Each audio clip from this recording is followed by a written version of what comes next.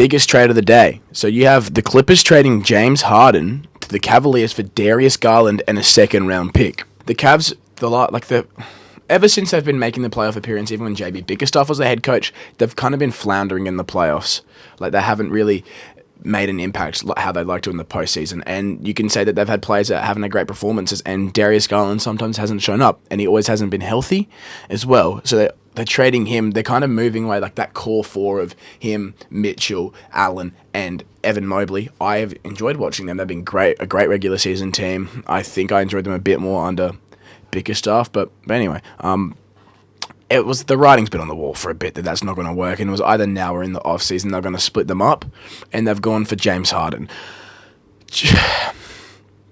I mean, I really enjoy James Harden. I think he's a great basketball player. I think I love his MVP season. He should have had a second one, but I think that James Harden's a great basketball player. I think this year, from a scoring aspect, he's been very good as well, and playmaking the last few years he's been quite good.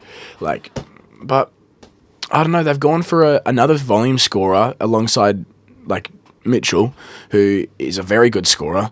So I reckon they should have gone for a more defensive oriented option. But I don't know. I know they do have Keon Ellis as a backup guard now and stuff like that, so they certainly have off that bench unit some defense. But I'm just not a big fan of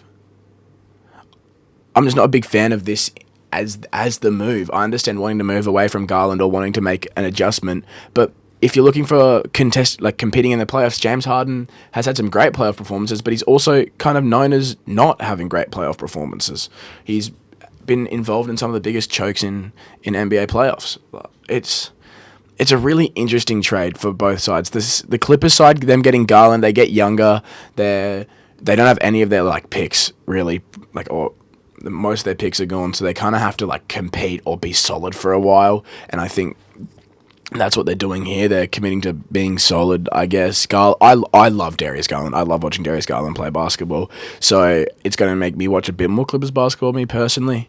I think that they're going to end up being quite similar to how they are with Harden, I reckon. But yeah, I think it's an interesting trade from both teams, really. I don't know. I think the Cavaliers were reasonable to go away from that core four, but I don't think they've done it in the right way. So it makes sense for them if they both were hey, we should part ways. Obviously, part ways.